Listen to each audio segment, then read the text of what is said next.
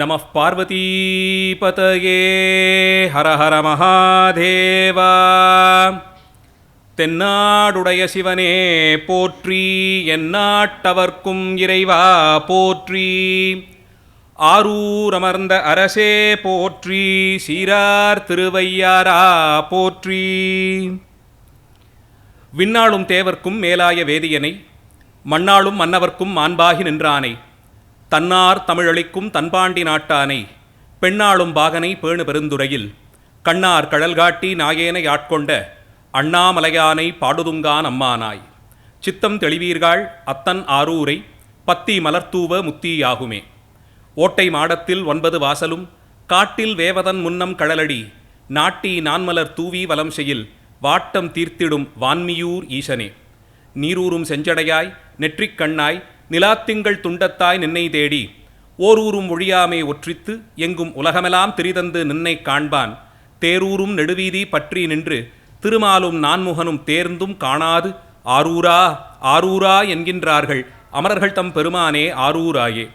கார்புருவும் கருங்கூந்தல் செவ்வாய் வண்ணகை பச்சை கன்னியொடும், தார்க்கமள் பூங்காந்தளந்தோட் குமரனொடும் மணிசிங்காதனத்து மேவி, சீர் பரவுவான் புலவர் நினைந்தன யாவையும் நல்கி சிறப்பின் வைகும், வார்ப்புணல் சூழ்வயல் கமலை தேவர்கள் சிந்தாமணியை மனத்துள் வைப்பான். எல்லோருக்கும் வணக்கம். எல்லாம் வல்ல ஆரூர் அஜபா நடன கமல வசந்த தியாகராஜ பெருமான் திருவருளும், எம்குடி ஆளும் தருமபுர ஆதீன குருமகா சன்னிதானங்கள் ஸ்ரீ மாசிலாமணி தேசிக ஞானசம்பந்த பரமாச்சாரிய சுவாமிகளுடைய குருவருளையும் சிந்திக்கிறேன். பெரும்பற்ற புலியூரானை பேசாதே ஆற்ற நாள் போக்கினேனே என்றும், பேசாத நாளெல்லாம் பிறவா நாளே என்றும் ஆச்சாரியர்கள் கொண்டாடியிருக்கிறார்கள். பெரும்பற்ற புலியூர் என்பது தில்லை சிதம்பர க்ஷேத்திரத்திற்கு ஆச்சாரியர்கள் இட்டழைத்த திருநாமம். அம்பலவானரை பற்றி பேசாத நாளெல்லாம் நமக்கு இறைவன் பிறந்து வாழ்க்கை வாழ்வதற்கு கொடுத்தருளிய நாள்களில் ஒரு நாள் குறைந்த நாளாய் கணக்கில் கொள்ள வேண்டும் என்பது ஆச்சாரியர்கள் கொண்டிருந்த கருத்து. அந்த ஒரு நாள் பிறந்த பயனை அடையாது இழந்து விட்டதாம். தில்லை சிதம்பரம் என்றும் திருச்சிற்றம்பலம் என்றும் சிவசிதம்பரம் என்றும் நடராஜ பெருமானுடைய நாமங்களை இட்டு அழையாதே ஒரு நாளை நாம் போக்கினோம் என்றால் அந்த நாள் வாழ்ந்த நாளாக கருதப்படாது. நமக்கு கொடுக்கப்பட்டிருந்த 1000 நாட்களிலே அந்த நாளை நாம் கழித்து கணக்கில் கொள்ளலாமாம். அப்படி ஒரு சிறப்பு தில்லை அம்பலவாணர் உரையும் திருச்சிற்றம்பலமாகிற அந்த திருத்தலத்திற்கு. சைவ அடியார்கள் கோயில் என்று சொன்ன மாத்திரத்தில் அது தில்லை அம்பலத்தை குறிக்கும் என்றால், சைவ சமயத்திற்கு அது எத்தனை முக்கியமான திருத்தலம் என்பதை நாம் ஒருவாறு யூகிக்கலாம்.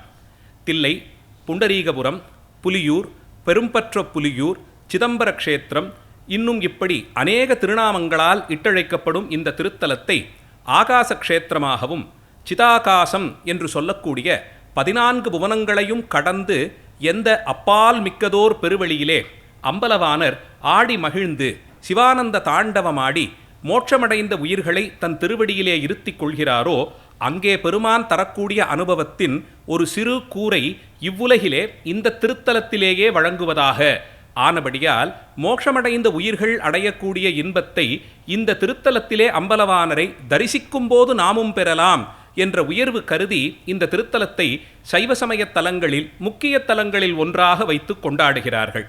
தில்லை அம்பலவாணர் இந்த திருத்தலத்திற்கு வந்த சரித்திரமும், இங்கே அவர் எழுந்தருளிய பிறகு செய்தருளிய அற்புதங்களும், ஆச்சாரியர் பெருமக்கள் இந்த திருத்தலத்தை அடைந்து வழிபட்டு அடைந்த பேற்றையும், அடியார்களுக்குள்ளே எளிமையானவர்களும் இந்த எம்பெருமானையே ஊனாய் உயிராய் பற்றி நின்று உய்ந்து போன மார்க்கத்தையும் பற்றி அடியனுக்கு வழங்கப்பட்டிருக்கும் தலைப்போடு பொருத்தி சிறிது காலம் தெரிந்த விஷயங்களை பகிர்ந்து கொள்ள முயல்கிறேன். தில்லை அம்பலவாணருடைய சரித்திரத்தை, பெருமானுக்கு சரித்திரம் என்றொன்று தனியே கிடையாது, சரித்திரம்னு சொன்னால் என்றோ நடந்தது என்ற பொருளிலே, அவர் இந்த திருத்தலத்திற்கு வந்து சேர்ந்து உயிர்களுக்கு அருளும் திறத்தை பெறுவதற்கு தகுதியாய் நிகழ்த்திய திருவிளையாடலை பற்றி முதலில் சிந்திப்போம். அம்பலவாணரை பற்றி பேசத் தொடங்கினால் அதனுடைய முதல் காட்சி, அவர் நிகழ்த்திய இந்த நாடகத்தின் முதல் காட்சி திருமால் உரையக்கூடிய திருப்பார்கடலிலிருந்து தொடங்கும். நடராஜ பெருமானை பற்றி பேச வந்து திருமாலினுடைய பிரபாவத்தை பேசுவான் என்னென்றால், திருமாலை விடவும் சிவபக்தி செய்பவர்களுக்குள்ளே யாரை நாம் அடியாராக கொள்ள முடியும்?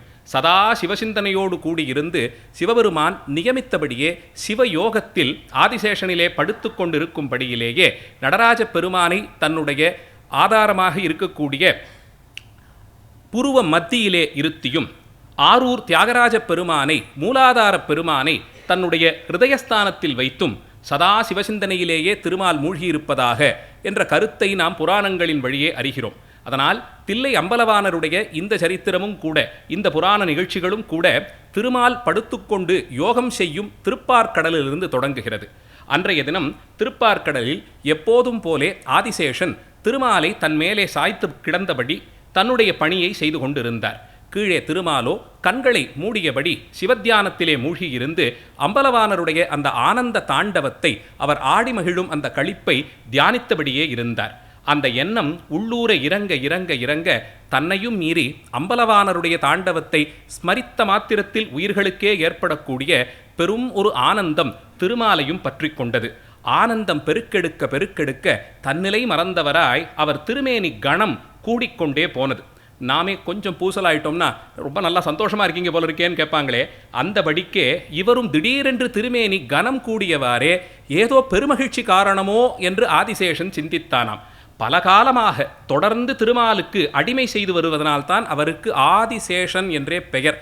சேஷன் என்றால் அடிமை, ஆதிசேஷன் என்றால் அனாதியாக எல்லா காலத்திலும் அடிமையாக இருந்தார் என்று பொருள். இப்படி பார்த்தால் திருமாலை விடாது பற்றி இருப்பவர் அவர். அவரை விடவும் திருமாலை பற்றி யாருக்கு தெரியும்? என்றுமில்லா திருநாளாய் இன்றைக்கு சுவாமி இத்தனை தூரத்திற்கு திருமேனி கனத்து போகும் அளவிற்கு என்ன ஆனதோ என்று சிந்தித்து ஆதிசேஷன் தன்னுடைய 1000 படங்களில் சிலவற்றை கீழே திருப்பி திருமாலிருக்கும் திசையை நோக்கி உற்று பார்த்தபோது மற்றொரு அதிசயமும் அங்கே தென்பட்டதாம். அதுவரை இல்லா சிறப்பாய் திருமாலின் முகத்திலே அழகான ஒரு புன்னகை அது வளர்ந்து கொண்டே போனதாம். அந்த இன்பத்தின் பெருக்கீடு கண்களிலே ஆனந்த வெள்ளமாய் துளிர்க்கெடுத்ததாம். திருமாலின் உதடுகளெல்லாம் துடிக்க துடிக்க சிவநாமத்தை சொல்லிக்கொண்டு பெரும் ஆனந்த நிலையிலே அவர் கூடி கழித்து ஏதோ தான் அடையாத ஒன்றை அடைந்தவாறே பெருமகிழ்ச்சி அடைந்து அவர் குதிக்கக்கூடிய நிலையை பார்த்த ஆதிசேஷன் இனியும் பொறுத்து கொள்ள முடியாது என்று தன்னுடைய சங்கல்பத்தையும் மீறி திருமாலினிடத்தே பணிவன்போடு, பிரபு, இத்தனை காலமும் உங்களுக்கு செய்து வந்த தொண்டின் வழியிலே இன்றுதான் முதல் முறையாக இப்படி எல்லையில்லா ஆனந்த நிலையை தாங்கள் அடைந்து உதடுகள் துடிக்க உதட்டின் நுனி அந்த புன்சிரிப்பால் வளர்ந்து கொண்டே போய் கண்களிலே ஆனந்த வெள்ளம் துளிர்த்து துளிர்த்து வர சிவசிவா என்று தாங்கள் ஜபிக்கக்கூடிய அந்த நிலையை கண்டேன். இந்த ஆனந்தத்திற்கு காரணம்தான் என்னவோ? இப்படி ஒரு மாற்றத்தை தேவரீரிடம் அடியேன் கண்டதே இல்லையே. அதற்கும் மேலே தங்கள் கொண்ட அந்த ஆனந்தத்தின் வெளிப்பாடாய் திருமேனி கணம் கூடிக்கொண்டே போவது ஏனோ? உடனடியாக இதை அடியேனுக்கு சந்தேகமாய் கொண்டு நிவர்த்திக்க வேண்டும். இதை தாங்கிக் கொண்டு என்னால் இருக்க முடியவில்லை. உங்கள் திருமுகத்தில் இப்படி ஒரு சந்தோஷம், இப்படி ஒரு பரமானந்தம், இப்படி ஒரு நிம்மதி, இந்த இடம் இது மிகவும் வியப்பாக இருக்கிறது. இதற்கு என்ன காரணம் என்று கேட்க அப்போது திருமால் பலகாலம் முன்பாக நடந்த சில விஷயங்களை எல்லாம் ஆதிசேஷனுக்கு எடுத்துரைக்க தொடங்குகிறார். அப்போது அவர் முதல் முன்னம் சொன்னது, ஆதிசேஷா, இதுக்கு வேறு ஒன்றுமே காரணமில்லை.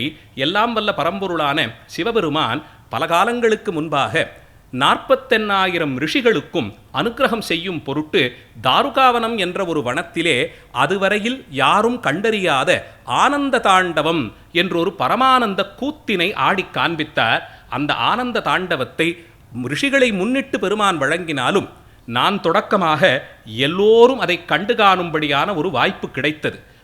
முதலாக நாங்கள் எல்லாம் அந்த ஞானானந்த பெருங்கூத்தை கண்டு மகிழ்ந்தோம். அந்த கூத்தை தரிசித்ததினால் ஏற்பட்ட சிறப்பு, அந்த திருவுருவத்தை அப்படியே மனதிலே நான் இருத்தி கொண்டேன். அவ்வப்போது அந்த எண்ணம் பெருக்கெடுக்க அந்த ஆனந்த தாண்டவத்தை கண்மூடி ஸ்மரித்த மாத்திரத்திலே வரக்கூடிய எண்ணம் இது என்று கூற ஆதிசேஷன், அடியேன் மட்டும் இந்த ஆனந்த தாண்டவத்தை தரிசிக்காமல் போனதேனோ?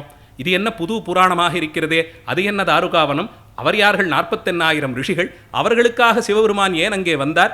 எப்போது நடந்தது இந்த கூத்து என்று கேட்க, அதை சொல்ல மறந்துவிட்டேன் ஆதிசேஷா, நீ பூமி பாரத்தை தாங்க வேண்டிய பணியிலே ஈடுபட்டிருந்த காலத்தில் இந்த ஒரு அற்புத லீலை நிகழ்ந்தது. அதிலே நீ இந்த தரிசனத்தை பெறாமல் இழந்து விட்டாய். உன்னை தவிர தேவலோகத்திலே அத்தனை பேரும் எல்லோருமே 33 கோடி தேவர்கள் என்ன, 48,000 ரிஷிகள் என்ன, கிண்ணறர்கள் என்ன, கிம்புருஷர்கள் என்ன, நாரதர் என்ன, கருடர் காந்தர்வர் என்ன, அத்தனை தேவர்களும் எல்லோருமாக அங்கே சென்றிருந்தோம். நானும் திருமகளும் பிரம்மனும் நாமகளும் எல்லோரும் கூடியிருக்க உலகையாளும் உண்மை பொருளான சபாபதியாக எம்பெருமான் அங்கே அந்த வனத்தினிடையே ஆனந்த தாண்டவம் ஆடினார். பிரம்மதேவன் தாளம் இசைக்க, நாம் மிருதங்கம் வாசிக்க, வாணி வீணை மீட்ட, தேவர்களும் ரிஷிகளும் எல்லாம் அங்கே ஸ்தோத்திரம் செய்ய, வேதபாகம் முழங்க சுவாமி அங்கே ஆனந்த நிறுத்தம் புரிந்தார். இந்த ஆனந்த தாண்டவத்தை அப்படியே உள்ளுக்குள்ளே ஓவியமாய் தீட்டிக்கொண்டு அவ்வப்போது சிவயோகத்திலே அந்த சிதம்பர தடத்தை தரிசித்து கொண்டு இருந்தேன். இந்த இடத்துக்கு இன்னும் சிதம்பரம்னு ஊருக்கு பேர் வரல, சுவாமி அந்த இடத்துக்கு வரதாவும் சொல்லலை.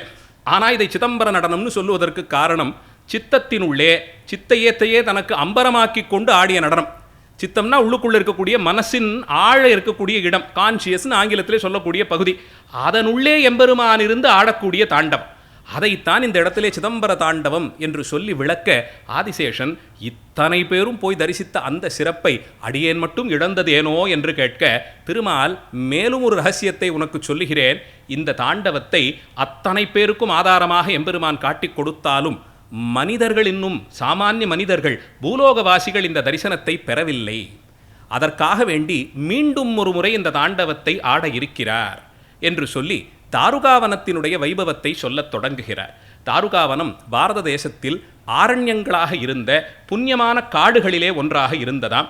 இது இன்றைய காலத்திலே மத்திய பிரதேசத்தின் பகுதிகளில் பெரும்பகுதியை அடக்கியிருந்த இடம்தான் தாருகாவனம் என்று பௌராணிகர்களும் அதை சார்ந்து ஆராய்ச்சி மேற்கொள்பவர்களும் சொல்லுகிறார்கள்.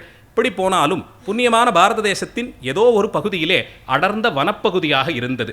ரம்யமாக இருந்த அந்த வனப்பகுதியிலே சாமானிய மனிதர்கள் சஞ்சாரம் இல்லாமல் இருந்தபடியால் ரிஷிகளும் ரிஷிபத்னிகளும் தங்களுக்கான குடில்களை அமைத்துக்கொண்டு அங்கே தங்கியிருந்து பலகாலம் தபஸிலே மூழ்கியிருந்தார்கள். பல்வேறு யாக காரியங்களை செய்து வந்தார்கள்.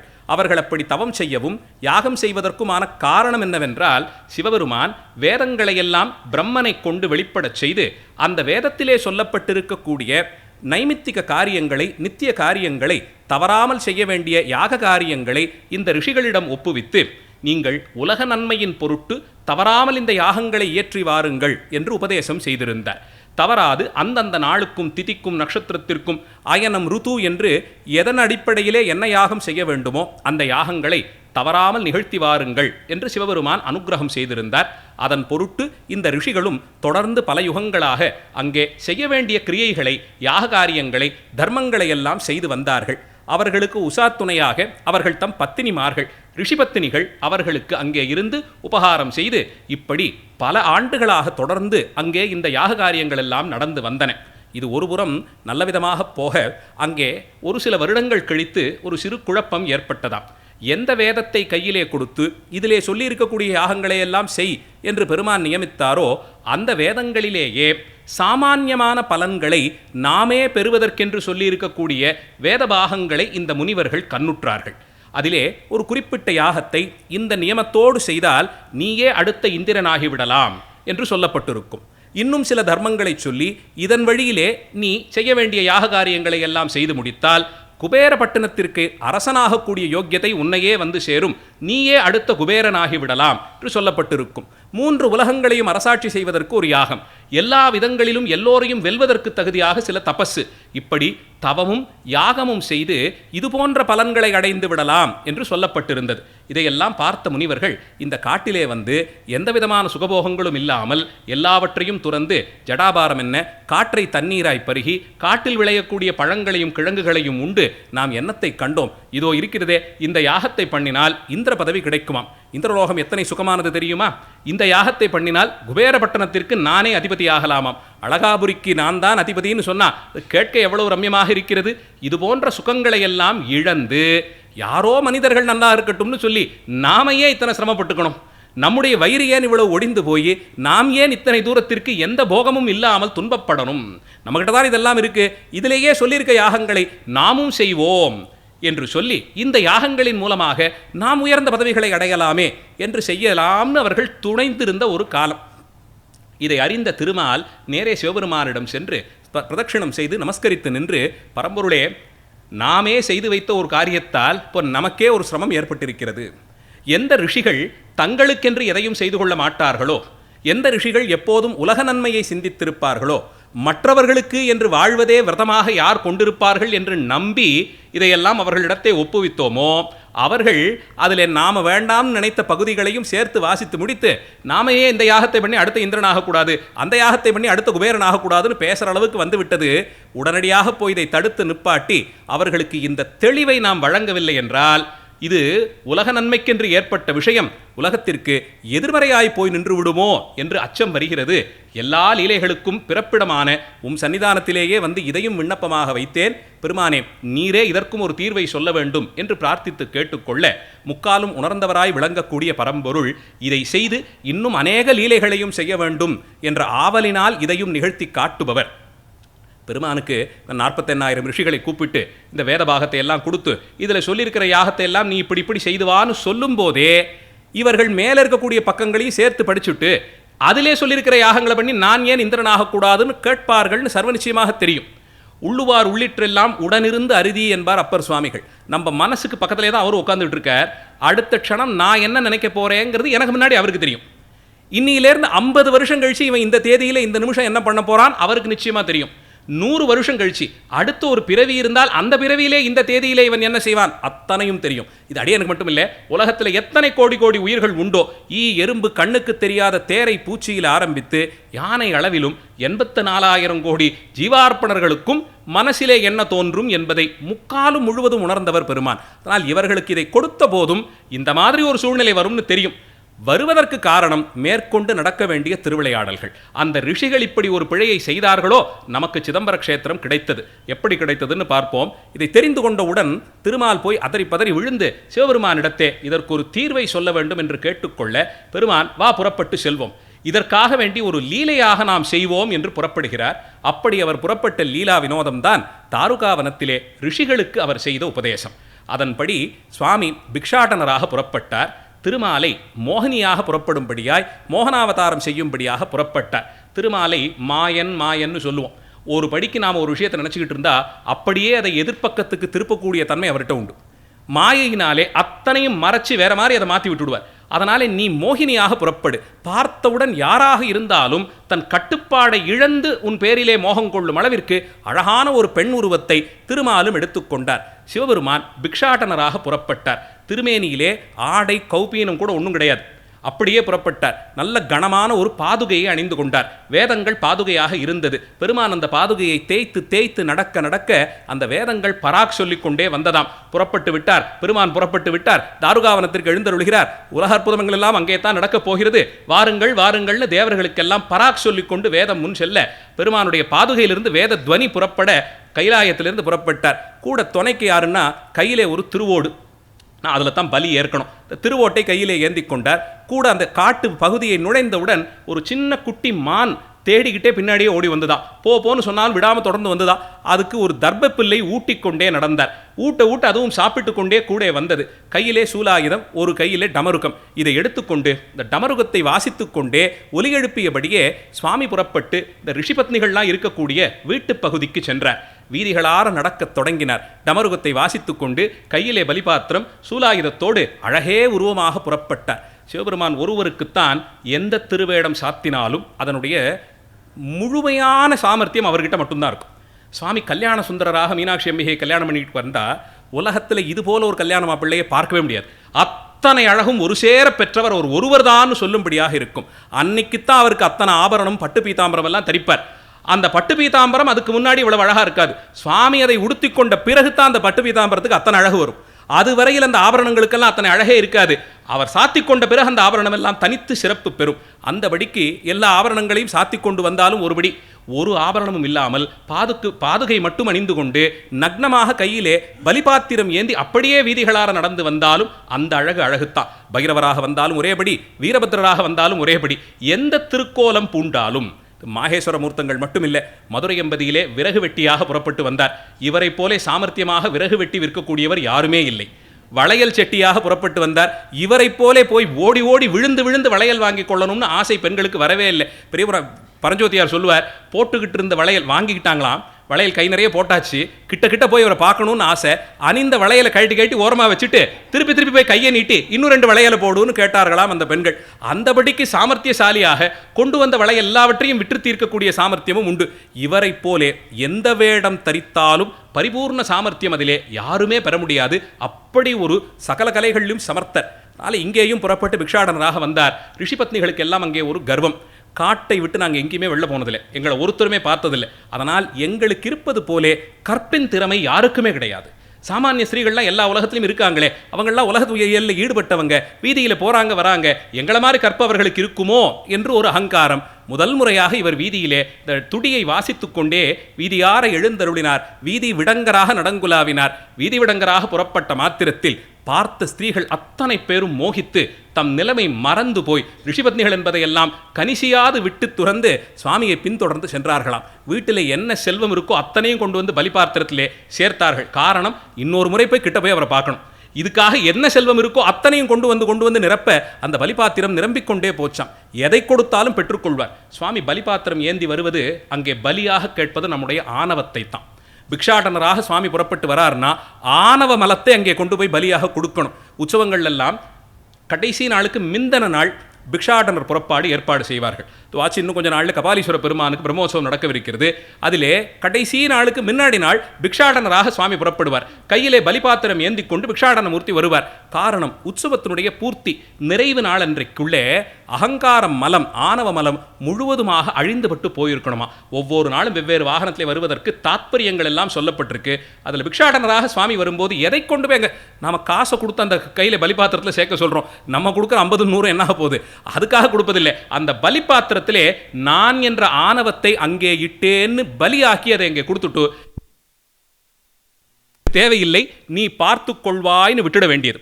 இதற்காகத்தான் பெருமான் பலிபாத்திரம் பலி ஏந்தி எழுந்தருளுகிறார். அதற்கு அடுத்த நாள் அப்படி ஆணவ மலத்தை பலியாக கொடுத்தவர்களுக்கு ராவணனுக்கு கர்வபங்கம் பண்ணி அவனுக்கு பண்ணின அந்த அனுகிரகத்தோடு வருவர். அடுத்த நாள் ராவணேஸ்வரனை வாகனமாக்கி கொண்டு கைலாய வாகனம், அதிலே ராவணன் என்ன பாடுபட்டானோ அதை காட்டிக் கொடுக்கும் விதமாக கைலாய பர்வதத்திலே எழுந்தருள்வார் சுவாமி. யார் ஆணவ மலத்தை பலித்தார்களோ அவர்களுக்குத்தான் திருக்கல்யாணம் பிராப்தமாகும். அதனால்தான் நிறைவு நாள் கல்யாண உற்சவத்தையும் காண்பித்து கொடுத்து உமையோடு சேர்ந்து அனுகிரகம் பண்றாப்புல கைலாய வாகனத்திலே சுவாமி புறப்படுறார்.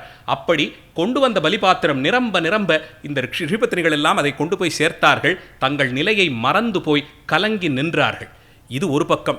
மற்றொரு பக்கத்திலே இந்த ரிஷிகள்லாம் வேத புஸ்தகத்தை பார்த்து இந்த யாகம் அந்த யாகம் ஆகுதியை கொடுத்து கொண்டே இன்னும் ஒரு வாரத்தில் நான் இந்திரன் ஆயிடுவேன், அவன் குபேரன் ஆயிடுவான் அங்கே யாகம் செய்து கொண்டிருந்த இடத்திற்கு மோகினியாக திருமால் புறப்பட்டு சென்றார். அழகே வடிவமாக ஒரு பெண்ணாக அவர் புறப்பட்டு சென்ற மாத்திரத்தில் புஸ்தகத்தை பார்த்து கொண்டே இருந்தவர்களுக்கு இந்த ஒரு க்ஷணம் அந்த இடத்துல அவளை பார்த்த மாத்திரத்திலே அத்தனையும் மறந்தார்கள். கலக்கம் ஏற்பட்டது. என்ன செய்து கொண்டிருந்தோம், நாம் யார், என்ன சொல்லிக் கொண்டிருந்தோம், அப்படியே விடைபெற்று போச்சு. ஒரு நடை இந்த பக்கத்திலேருந்து அந்த மூலைக்கு, அந்த மூலையிலே இந்த மூலை, 2 பக்கமும் நடந்துட்டு காணாமல் போயிட்டார். இவர்கள் எங்கே விட்டோம், என்ன செய்து கொண்டிருந்தோம்ங்கிறது மறக்கிற அளவுக்கு தங்களுடைய மனம் பிழன்று போனது. கொஞ்ச நேரத்திற்கெல்லாம் அவர்களுக்கு ஒரு யோசனை வர, நாம் யார், என்ன யாகம் பண்ணிக்கிட்டு இருந்தோம், இப்போ யாரோ வந்தாலே ஒரு பெண் இப்படியும் அப்படியுமாக நடக்க நம்மையே நாம் மறந்து விட்டோமேன்னு பயம் கொண்டு எங்கே விட்டோம் அந்த மந்திரத்தை பாருன்னு தேட ஒருத்தருக்கும் எங்கே விட்டோம்னே தெரியலை, எங்கே இது வந்ததுன்னே தெரியல.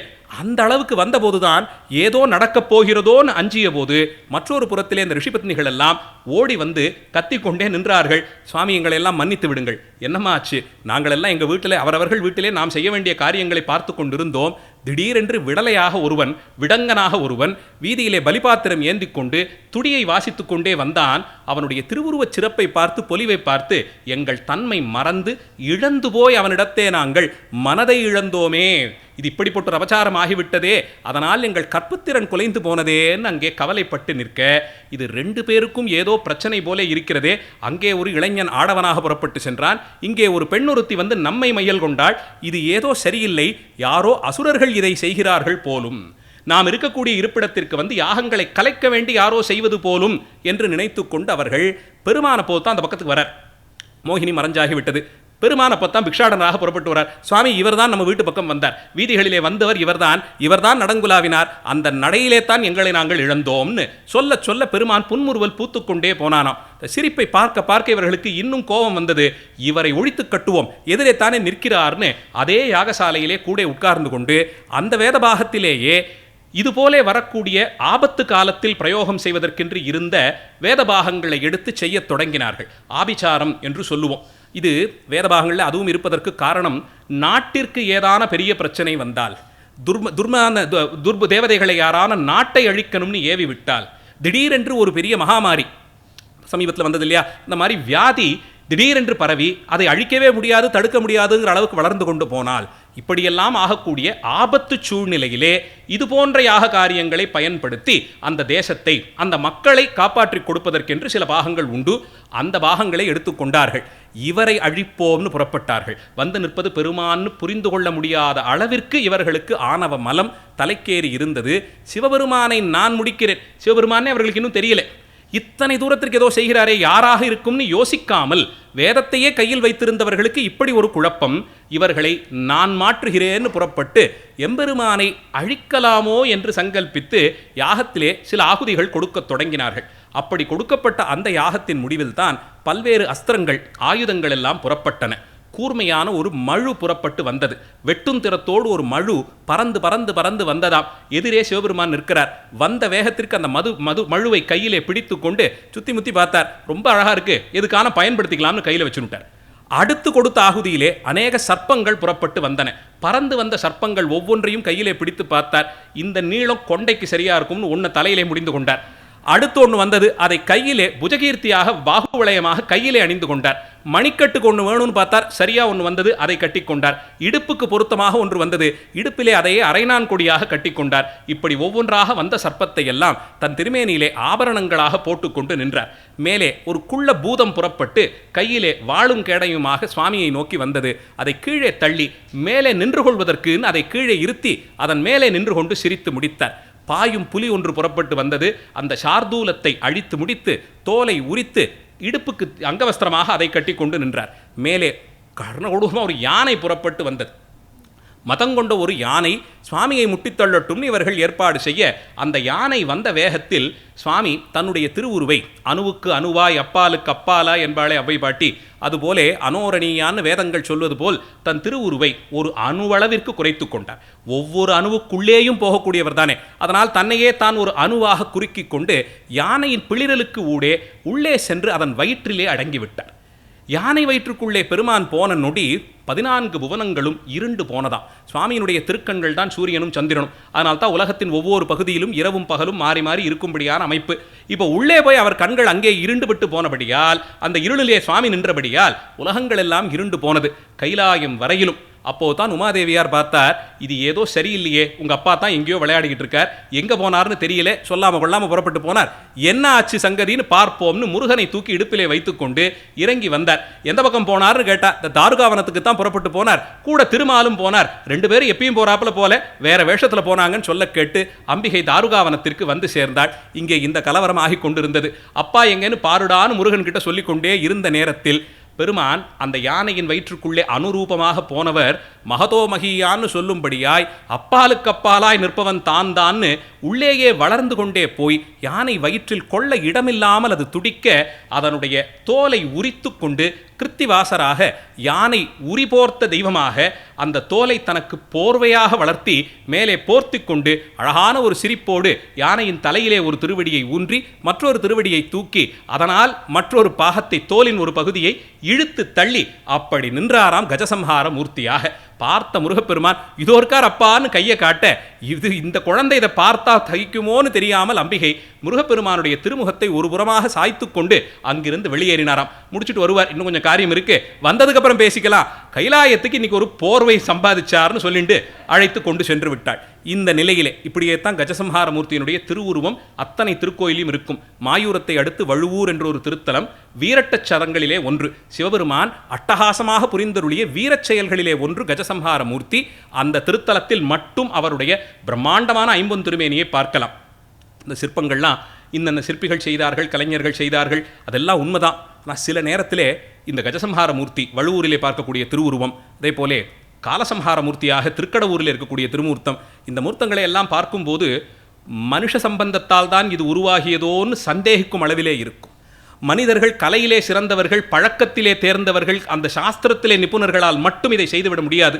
சர்வ நிச்சயமாக அவர்கள் கைகளிலே பெருமானே இருந்து தன் சங்கல்பத்தினால் மட்டுமே இப்படி ஒரு திருவுருவை சமைத்திருக்க முடியும். அப்படி கொண்டாடும்படியான ஒரு திருவுருவத்தை வழுவூர் தலத்திலே பார்க்கிறோம். அப்படி கஜசம்ஹார மூர்த்தியாக நின்றார். இப்படி வந்த ஒவ்வொரு அஸ்திரத்தையும் ஆயுதத்தையும் தனக்கு ஆபரணமாக போர்த்தி கொண்டு பெருமான் பிடித்தபடியே காட்சி தர, அப்போது இந்த ரிஷிகளுக்கு இது சாமானிய மனிதர்கள் போலே தெரியவில்லை, அசுர பிரகிருதி போலே தெரியவில்லை, இது வேறேதோ பிரச்சனை இருக்கு போலேன்னு அண்டிய போதுதான் சிவபெருமான் தானான தன்மையிலே அவர்களுக்கு அனுகிரகம் செய்ய ரிஷிகள் எல்லாம் திருவடிகளிலே விழுந்து வணங்கி 1 2 48,000 பேர்கள் விழுந்து வணங்கி, ரிஷிபத்தினிகளும் அங்கே விழுந்து வணங்கி, பெருமானே அகந்தையால் கெட்டோம், ஆணவத்தால் கெட்டோம், இப்போது இதற்கு ஒரு உபாயம் சொல்ல வேண்டும் என்று கேட்டார்கள். என்ன உபாயம்னா, வேதபாகத்தை மட்டும் வைத்துக்கொண்டு இதிலே சொல்லியிருக்கக்கூடிய யாகங்களை எந்த விதமான தட்டுப்பாடும் இல்லாமல் செய்து கொண்டே வந்தால் இப்படி நாமே அடைந்து விடலாம்னு ஒரு அகங்காரம் வருகிறதே, இதை எப்படி நாங்கள் அறிந்து இதிலிருந்து தேறுவதுன்னு கேட்டபோது சிவபெருமான் வேத முதல்வனாக தாமே இருந்து வேதங்களை வழங்கி செய்த பெருமானே தன்னை நேரடியாக வழிபட்டு உய்வு பெறுவதற்கு அந்த வேதங்களின் அளவிலேயே தாமே திருவாய் மலர்ந்தருளிய ஆகமங்களை வெளிப்படுத்துவோம் என்று திருவுள்ளம் பற்றி தாருகாவனத்திலேயே ஒரு விருட்சத்தின் அடியில் தான் அமர்ந்து கொண்டு அருகிலே உமாதேவியாரையும் அமர்த்தி கொண்டு அம்பிகையை சாட்சியாய் வைத்து நந்திகேஸ்வரர் தொடக்கமாக 48,000 ரிஷிகளுக்கும் சைவாகமங்களை உபதேசமாக வழங்கினார்.